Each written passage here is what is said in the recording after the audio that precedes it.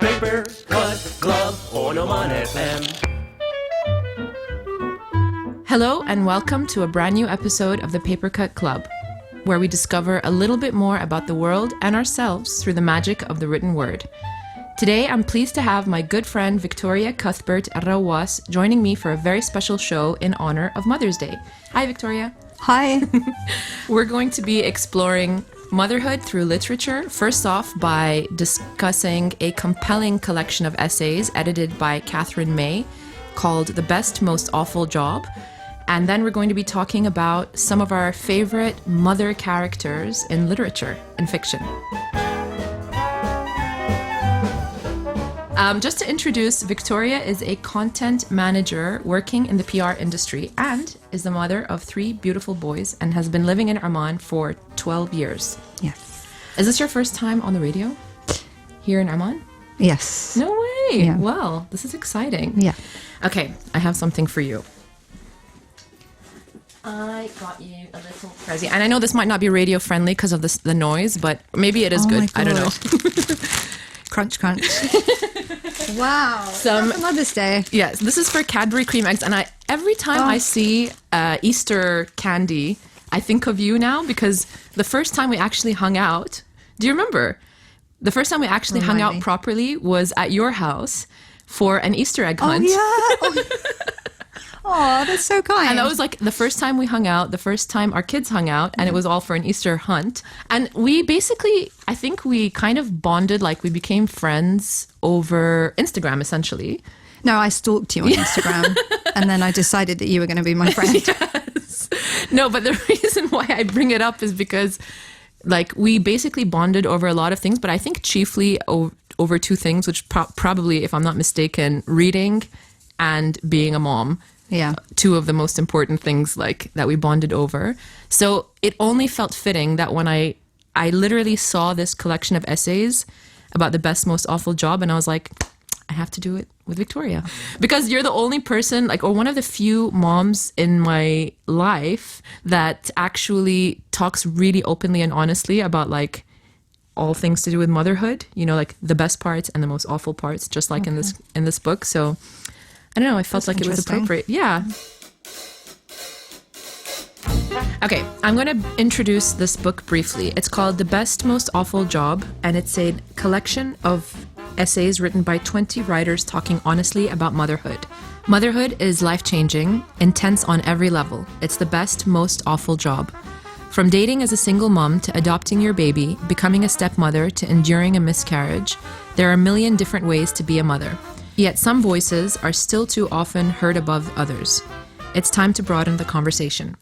That was the blurb from Katherine May's excellent compilation of essays from 20 mothers writing about their own honest experiences of motherhood. In fact, another Bookstagram reviewer called Sophia_reading who shares really, really amazing writing and reviews on particularly on women in Islam, and motherhood as well, obviously comes into play as well.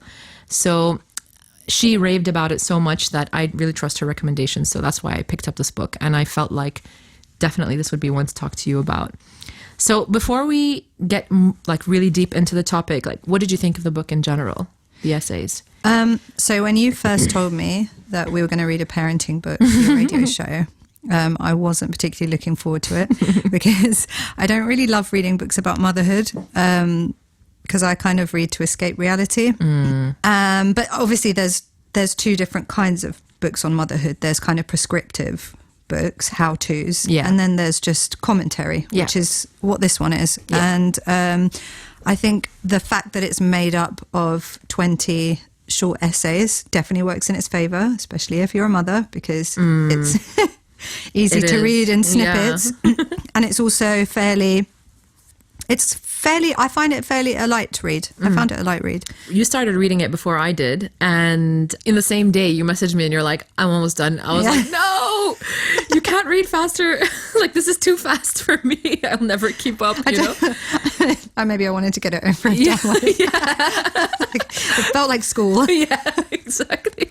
But like, then I started reading and I was like, no, this is actually awesome. Like, I don't need an extended treatise from every single mom. Like, I want this like little snippets of relatable snippets. exactly, you know? So I was also surprised at how much intensity of like emotion and also the volume of information that I was able to get from just these few pages, you know, on each essay. I actually wasn't surprised because there's definitely been a movement on social media in recent years that's kind of, people are coming out and showing what the less glamorous side of motherhood. I mean, maybe there's no glamorous side to motherhood unless I'm just doing it wrong. So I saw somebody refer to it as parenting commiseration, and I just loved that. Oh my God, I love this. Yeah. Yes. That is a genuine genre, isn't it? Like, it should be. Yeah, parenting commiseration, which is, so basically that's what this book is. And interestingly, one bit that I saved was, they said, we're so desperate to be seen that when someone stops and shows interest, we reveal ourselves, this is mothers, we reveal ourselves instantly in a barrage of oversharing that is met with nodding heads and knowing eyes. Wait, can you share which essay that is? And this is On the Shock of a Surprise Pregnancy by Victoria Cuthbert. That is so true, yeah. And it is so true. And exactly what you said about how we kind of bonded. Yes. It was probably some similar experience. Exactly. Like, it's shared experience. And, you know, as mothers, we moan to each other. And also as mothers, we understand that it's not that we're hating our children or hating motherhood, but definitely domestic life is difficult, challenging. Yeah, no, that's a perfect passage to share at this point because, and parenting commiseration, that's literally it. Because when I first had my son, I didn't realize how isolating that experience was going to be. And then the fact that I never heard anyone talking about, like, not the actual, everyone talks about how difficult pregnancy is, blah, blah, blah. But truly, I never heard anything about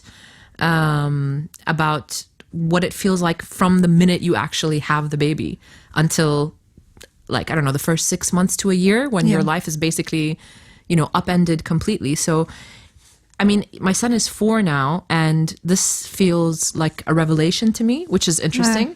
Like, I have read books that involve mother characters, which we'll talk about more later. But just the fact that so many, like, very intelligent, eloquent, and diverse crew of women all felt kind of the same things, because running through this collection is like there are a few common threads that you constantly, even though the women have really different backgrounds. Exactly. And funnily enough, this reminds me of something so funny. I remember when you were arranging when you did your birthday party for your son, and you either said it or maybe you wrote it somewhere, and you wrote, his party was supposed to be Peter Pan, but it ended up being more like Lord of the Flies. Oh, yeah. And I thought, I like snapshotted that. I was like, well, if that doesn't tell you everything you need to know about motherhood. I remember, there's a picture of me when everyone was singing Happy Birthday to Yusuf. Yeah. And I was trying to like keep the candles from like blowing out or something like While that. Making sure that he didn't like cinch his eyebrows off. And also keep the other kids from sticking their hands into the cake, because there was a fondant like sculpture or whatever of a treasure chest, and inside the treasure chest was actual candy. So this was all too much for the kids who were already very hyped up on sugar. So I was literally like, I felt like a bouncer, like keeping the kids away from the cake and also try to smile and sing happy birthday at the same time. So there's a picture that was taken right at that moment. And this is, I mean, that could be the face of this book. And you can't tell if I'm laughing or crying. Like, it's a little bit of both. It's like nervous panic. Yeah, I was like, this is the perfect, like, that should be on the cover of this book. Yeah. That picture.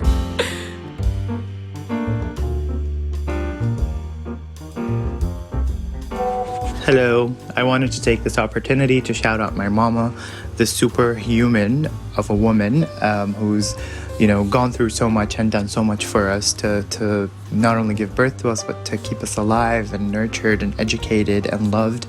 I love you. Happy Mother's Day. And you are literally the love of my life. And I hope you see nothing but happiness for the rest of your life.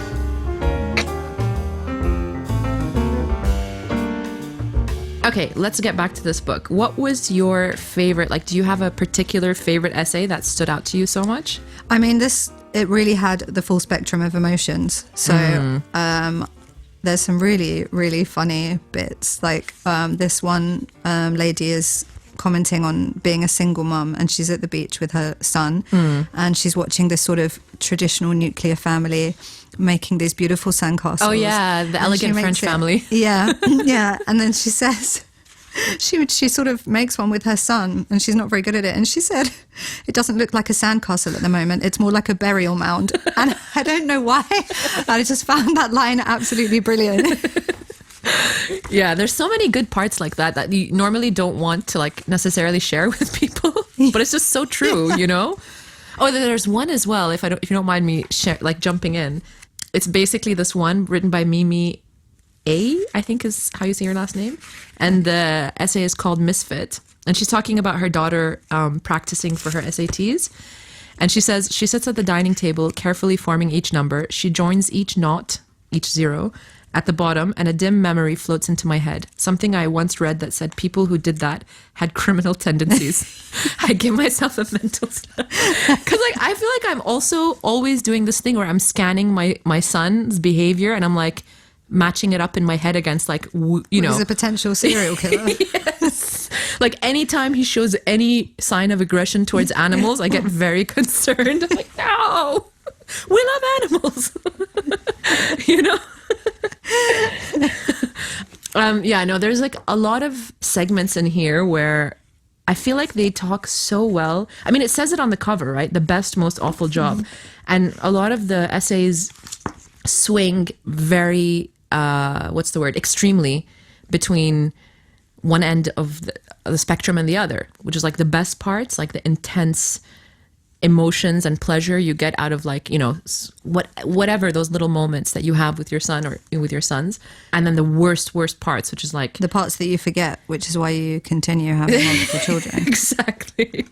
Exactly, you forget, and these are either internalized things, like things that you think of yourself, like shame and loneliness or whatever, or just like the annoying bits, which is like weird moments of judgment from other people, or just existing in the world that doesn't seem designed for mothers to be around their kids somehow, and yet it's like obviously the oldest job there is, you know. In the essay called Maternal Landscapes by Carolina Alvarado Molk, she says, actually she's quoting someone else. It says, literature has more dogs than babies. I know. And that just made me laugh. I thought yeah, actually, and mothers. Obviously, if it has more... I mean, babies are inconvenient in regards to storyline. Well, yeah, I mean, this is the thing, is that connecting this, I'm really glad that, we're having this conversation now where we're kind of, I feel like, at least in some parts of the world of publishing has sort of opened up to include, like you were saying earlier, more inclusive stories, more diverse voices. Last month's book club, we read... Gia Tolentino's essays, which is called Trick Mirror. And one of the essays is called Pure Heroine, and it really talks about how female characters in general are represented in literature. And this is just to paraphrase, because she has quite complex thoughts and opinions, so it's really difficult to summarize the stuff that she says sometimes. But she made this point about female characters are pretty well represented in literature as children. So if there are children, female characters, they're like precocious young girls, adventure seeking or whatever, goody two shoes. The point is there is a good enough amount of representation of young female characters, even as teenagers. Although she has some critique on how they're represented. Usually, sexualization. Female, they're either sexualized or presented as being, damaged, broken, whatever, right up until they get married, essentially, and then they tend to sort of just fade into the background and disappear altogether. And the example that she referenced was Little Women, when Jo, who was like one of the central female characters, basically her life sort of just disappears into the background as soon as she gets married and starts having kids. So like I said, like this has been the case up until very recently, because as I was reading that essay, I could think of like very contemporary examples of the opposite of that, of like full-fledged mother characters or full-fledged like older women characters, like women over 40, over 50, over 60, you know? But this is all within a very short space of time. Like if you look at the big picture of the history of literature in, you know. Well, often motherhood, or it's usually a lack of a mother, actually, usually is used as a trope to build the protagonist, to build the main character. So, like, dead mothers is a massive trope. I think of Harry Potter, The Hunger Games, Six of Crows, Lord of the Flies, although there's no mothers at all, and that's the point. But I also have a quote, funnily enough, from this. I read an article today by this author called Gabriella Houston, and she says, and I thought you would like this, and she's talking about fantasy, the fantasy genre particularly, but she says in most traditional fantasy, and she does note that we're talking Eurocentric, I don't know about other regions, motherhood was seen as nearly opposite to personhood. A female character's value centered squarely on her attractiveness to the male protagonist, meaning that the moment she aged or became a mother, she ceased to hold that particular form of attention that comes from extreme youth and innocence. Motherhood is seen as the end of a female character's journey. The experiences, shifting relationships, and emotions linked to motherhood are not seen as interesting enough to garner any space at all. That's so true. I'm sure people would have different opinions on like why women or mothers are not represented. Like, yeah, I think that the point of attractiveness must play a huge role in it. I mean, I don't want to be glib and say it's the patriarchy, but it's the patriarchy. Ultimately. But I mean, if you think about it, like it's true because, and it's crazy to me now being on the other side of this and actually having experienced motherhood, I cannot think of any other experience which has the most intense levels of emotion. You know, and to me, it seems actually insane that this is not represented more because it's very rich ground for expression. You know what I mean? And yeah, to me, yes, I understand the argument that she's making, but it's at odds with my experience as well. In the sense that it doesn't make sense for it not to be portrayed as much anymore. It is the patriarchy. Abdullah's like, sorry. We'll try better next time. I love that. Can I just say I'm not looking forward to that, like, motherhood or fatherhood. Oh, after this? Are we not selling it? No. Surprise, surprise. No, honestly, that's terrible. Do I sound like I'm really down on motherhood? Because that's horrible. I mean, there's a reason why people have multiples. You know, if it was that nobody would do it. Yeah. You know, I love kids. It's not the kids. This is maybe what we should say. It's not the kids. Yeah. Kids are amazing. If it was only for kids, I would have 10 of them. Yeah. It's all the stuff that surrounds having children. It's all the pressures that come from external places. It's all the things that you should do right. You know, you're not doing right and you're not doing wrong. And this is really a unique experience to mothers. It doesn't affect fathers. Yeah. And I can think that we can say that pretty fairly across the world almost. This is universal. Oh, Yeah. definitely, yeah. Yeah. You know, it's just not true that, you know, like whenever they say like, oh, we're in this together, but yes, okay, in a way, like the parents are in it together, but it's not, No, when not. it comes to division of labor, it's absolutely not. There's a lot of invisible work that moms end up doing that never, ever, ever gets acknowledged. And a perfect example I can think of is like the amount of stress and like outright criticism and judgment I got in the beginning, for example, for not knowing how to breastfeed my son. Like I just couldn't do it. I had like to. it should be inherent. Exactly. Like it's supposed to be natural. It's a biological instinct. Yeah, exactly. Well, you know what? This might be edited out too, but I've had 3, and the first 2 I had no problem with, and the third one I was like, this is easy. Do this with my eyes closed. Yeah. It was horrific. It was a horrible, and I've had 3. Yeah. So I can't imagine having those problems as your first child and just being so utterly feeling just incapable. It was only I had aunts, I had certain male relatives being like, what? She had a Male baby. relatives. Yeah. Strange. No, everyone wanted to. Breastfed a baby, have you? You know, it's like everybody wanted to, and genuinely, and honestly, the thing is, once you have a baby, in the first few months, you're so completely, drained and just broken almost that for me, I didn't have the energy to like be like, no, keep your mouth shut, you know, like it's just easier to be like, okay, you know, and everyone and their mother literally comes to you and tells you, you should do this, you should do this method, you should do that method. And this is why, back to what we were saying before, why I do not like baby books, like motherhood books. I remember someone recommended to me this Gina Ford. Yeah, I've heard I must that. have not even read the book. I probably just read a review of it on the internet, and I was like, no, because it's basically like scheduling to the minute. And I don't know, some people, you know, rave about it, but I was like, this is quite hard. I'm struggling as it is. I don't want to put more pressures on myself. Like, oh God, I fed my baby too often, or oh, I shouldn't have picked them up. Exactly. Then Yeah. I'm going to damage. No, I've definitely had that book recommended, but the thing is, I've also had the exact opposite type of book recommended, where you basically let the baby like raise itself. Yeah, you know what I mean. So it really just shows you that no matter what you choose to do as a mother, there will be someone who has something very critical, extremely critical, to say about it. Like, and you know what?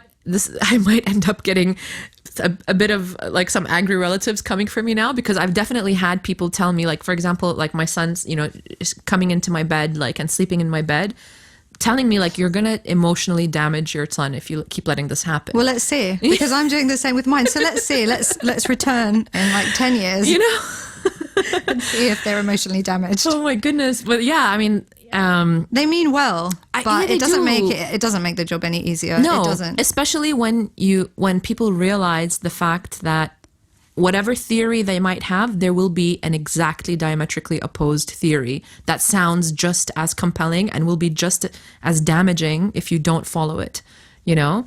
So, and because of as that, they say, they're all going to grow up messed up anyway, so whatever you do, right? And okay, this is where I have to confess, at this point, I have not read an actual how-to parenting book. No, me neither, which is quite amusing that we're doing this. No, I read, I sort of have what to expect when you're expecting those books. Because And I have like reference. Yeah, like I don't really read Dr. Spock or whatever. Like I had that for the first year. Wow. Yeah, is that good? Ooh, okay. Well, it's more than I did. I mean, I bought it when he was 10 months old. It was supposed to be for the first year of his life. I was like, oh, I'm late. Oh, well, check it out now. You know, so yeah, I haven't read any of those books. I feel like I'm not interested in reading those kinds of books because of all the reasons I just described. It's just like, how do you really know, you know? And I don't know, I just feel like this is one of those things where it definitely doesn't help to have maybe too clinical a view of the way you're supposed to be doing things, because it's just treating motherhood like it's a problem that needs to be solved. Exactly. Thank you. Yes. Yeah. That's the thing that I always had an issue with, is like treating motherhood as a problem to be solved. Like if you just do X, Y, and Z, you will win at being a mom, you know, which is just like, it really does exclude the totality of the experience, the full like range of emotions that you experience. And even when you do end up getting things right, you know, supposedly getting things right, like you have a happy, healthy, safe kid at the end of the day. Actually, more often than not, that is the case. You have a happy, healthy, safe kid. But it doesn't feel like that all the time because of a lot of other things, you know? Well, yeah, you can never get everything right. No. So why try to get anything right, is what I say. We're very cautious as moms. Just we're very careful, I swear. It is hard. It's going to be hard, whatever you do. And that's why I was sort of a little bit reluctant when you coerced. I mean, ask me. I literally coerced me. I mean, ask me to be to do this interview with you, because I was like, oh, a book about motherhood. But I mean, this is totally not. It's just. It's not. It's totally not that. Light-hearted commentary. It's enjoyable. There's funny point. I cried at the end as well. Yeah. Did you? I had some moments, definitely. Because there's one where the last essay, she has cancer, and of course the thing that she was thinking about the most is leaving her children behind. Yeah. And it finishes with, I know, the nurse said, of course you were. The mothers, they always are. Yeah. And this is what the book is about, and this is what this whole social media movement about, is that it's not trying to have an opinion either way on motherhood. It's just showing the reality of what it is. Yeah. Like nobody is like a 1950s housewife. Yes. Who's like doing everything. Exactly. Like nobody. I refuse to believe that. Yes, exactly.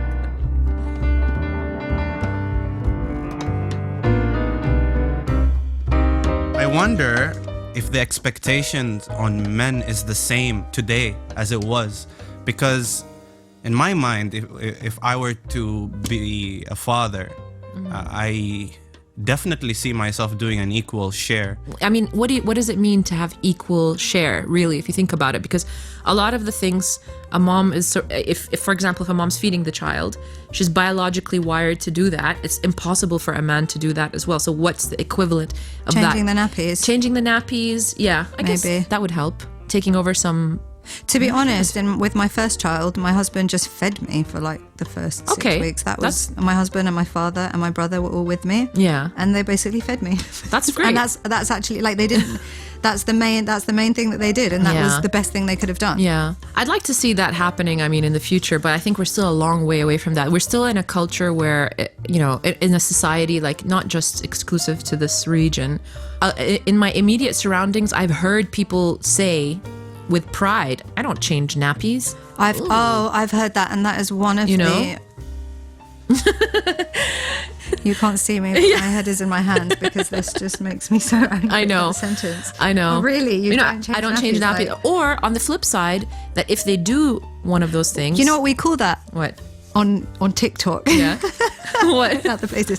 Weaponized incompetence. Yes, I learned that phrase from you. And yeah, this is my favorite phrase. Do you know what weaponized incompetence is? It's basically, it's not specific to men, but usually men are the ones who use it. It's like when you say, oh, I don't know how to wash the dishes, so you just do it. Like, you can work out, like, you probably go to work and work out like your technical radio stuff, and then you're like, you can't work out how to wash a dish. There's weaponized incompetence, pretending that you can't do something just to be able to get out of doing it. If you think about it, it's a beautiful example for work-related things, But I mean, if you think about it, weaponized incompetence, all the more frustrating for moms, because when you become a mom... Because we are so overwhelmed already. No, and not just because of that, but because when you become a mom, you are forced to learn. You are forced to become competent. So there's no such thing as, I don't know, just let someone else do it. Yeah. You have to figure things out or your baby will not be okay. Yeah. You know what I mean? So the excuse of, I don't know how to change a nappy, is like, do it, just learn. Yeah. Because I didn't know how to do anything. Yeah.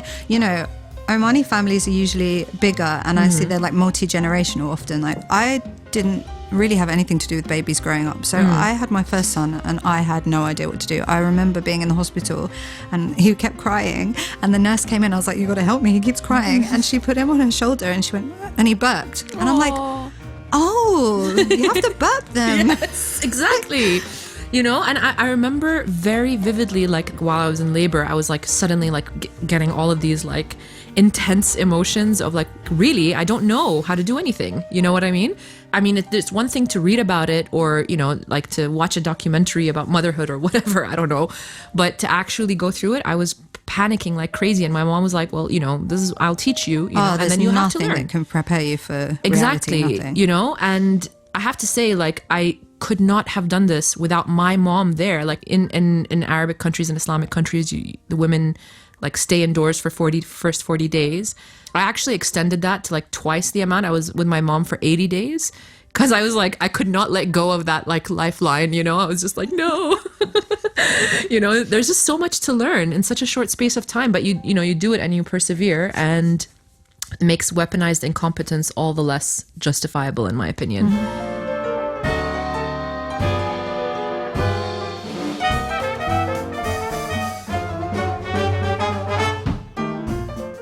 In our final part of our discussion, we're going to be talking about some of your favorite books and mine, books that feature brilliant mother characters. Mothers with all of their flaws and positive traits. Well, I'm going to give you recent reads because I can't remember anything more than about 5 books ago. Okay. So I recently read Cirque by Madeline Miller. Okay. Cirque is the protagonist. She basically tells it like it is with motherhood. She actually only has her child like halfway through the book, maybe even later, but it's very... she really goes through all the usual trials of parenthood, even though she's actually a god. Okay. So there's that one. And then I also read Little Fires Everywhere. Oh, yeah. By Celeste Ing, yeah. Celeste Ing. Yeah. That's another really good one because there's two mothers in that one, and they're really like they feature really strongly. And it kind of goes through even though they have quite different backgrounds, it kind of goes through the full spectrum of motherhood, and it's also really sympathetic. That's actually a really amazing book. I would recommend that for anyone, not just mothers. There's a family in it who haven't had a baby for, they've been married for years. They haven't been able to have a child. They're given in America. They're given an Asian baby who was apparently dumped at a fire station. And somehow the baby's mother, biological mother, comes into the story, and she was basically in a really terrible position in her life, and she was worried that she wouldn't be able to look after the baby, and so she didn't abandon it. She left it in a place where she knew it would be cared for. And then when she found out, like a year later, and her situation had improved, she found out where the baby was, and there's a court case to try and get the baby back. But it's interesting because it really brings up this, you can see it from both sides of the story. Yeah. I remember when I was reading this book in the beginning, like I was very judgmental of the mom of the birth mother for abandoning the child. But then it's impossible to remain like, I don't know, in my opinion, I mean, that's the magic of fiction in a way. Like it's impossible to remain like very fixed in one point of view. Yeah. Once you read the other experience and you think, what would I have done in that situation if I was physically, financially, emotionally incapable? So for me, I think the first one is probably a very controversial book, but I really enjoyed it, and I thought it's one of those books that, first of all, it makes an amazing book club pick. It's called We Need to Talk About Kevin by Lionel Shriver. Is this one I'm going to be convinced to join your book club? I don't know. It depends on how you feel about this, about this book. It's basically, Lionel Shriver wrote this. Lionel Shriver's a woman, so people don't necessarily know because she changed her first name. But anyways, she wrote this book, We Need to Talk About Kevin, and it's a fictional account of a mother, and it's all written from the perspective of a mother writing to her son while he's away, because basically, I mean, it kind of ruins the ending, but not really, because that's what the whole book is about. But basically, her son committed like a mass murder at his school, a mass shooting. And this came off the wake of the Columbine shooting in the US and a bunch of other mass school shootings. So it was a very hot topic at the time in the United States. And when the first time that it happened, of course, a lot of the media attention went to the parents and how could you raise a child like this? You raised a monster, blah, blah, blah. And then this kind of gives an incredibly complex and nuanced view of, what kind of mother does raise a kid like that? It's not was he always like this? Is it like this nature versus nurture argument? And the book is just... But the book is fictional. It's fictional, but it just goes into what she imagines a mother of such a child would. I mean, the story it's dark. It's not like an easy one, but it's kind of like, I think if I read this after having a child, I would be constantly anxious. Like, I'm very glad I read this many years before I had a son, because it would make me incredibly worried, because it just shows you, and it's something even reflected in this collection of essays, that we don't really control who our children become when they get older. They just take their own paths, and this was like one extreme of that, So definitely a brilliant mother character, and it's all written from her perspective. So she's writing these letters to her son, so you really get into her mind, and I really love that about this book. And many years later, it's still it's still really stuck with me. So the next book, which is kind of fits in with the, I guess adoption stories are compelling for me in some way, but this one is called The Hen Who Dreamed She Could Fly by Huang Sun-mi. I don't know if you've ever heard of this book. It's not like it's a very, very well-known book, but it had like a little surge in popularity when it got translated into English from Korean a few years back. And it's this really adorable story told from the perspective of a mother hen, who was caged most of her life and she wanted to be free. And then she does end up becoming free, and she goes out, and the mother hen's name is Sprout. And she goes out into the wild world. She discovers an unattended egg in a nest. So she decides to adopt it essentially, and decides that she wants to become its mother, thinking it's going to be a hen. And then it turns out that it's a duck. And she and the duck experience all kinds of aggression, both from the hen society and from the duck society, because the hens don't want a mother hen with a duck baby, and the ducks resent the mother hen for taking one of their own. So it's a kind of like a parable in Animal Farm style of adoption, essentially. And I guess people can look at it as a metaphor for multiracial adoption as well, because, it just seems to be that that's what she's talking about. Or, I don't know, people can have all kinds of different interpretations of it. But in the same way that Animal Farm was very striking because it was written in such simple terms, and also they used the metaphor of animals to describe human emotions and human thoughts. It just was very profound in a way.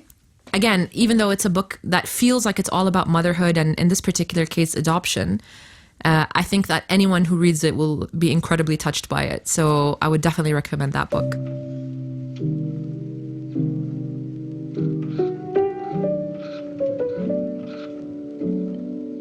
Do you feel like any of this has impacted you as a mother? I guess in a way, these different viewpoints have been very informative in some way, like they've sunk in subconsciously probably. I always got this sense of the impossibility of representing all of that experience on the page. And that makes a how-to book about parenting seem so futile almost in comparison, I think, to be honest, a book like Little Fires Everywhere, and probably the ones that you were talking about, they just give you a little bit more empathy. Yeah. And I think that's one thing we can all agree on. Exactly. Greater empathy is going to make you a better mother and a greater human. Absolutely.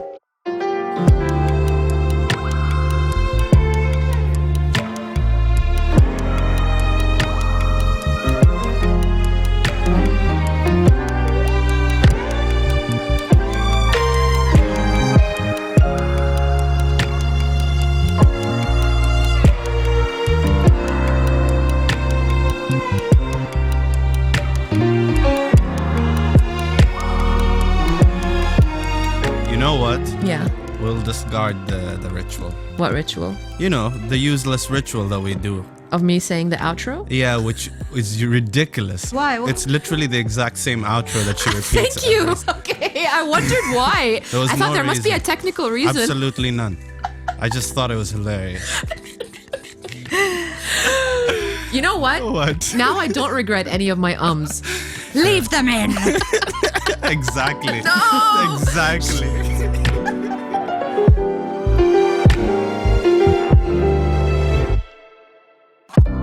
The Papercut Club is a member of the OmanFM podcast collective. You can find all of OmanFM's latest shows and updates on Instagram at omanfm.om.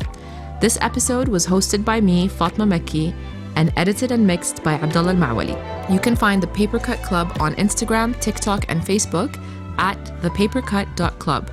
Or you can visit our website at www.thepapercut.club. Thank you for listening and happy reading.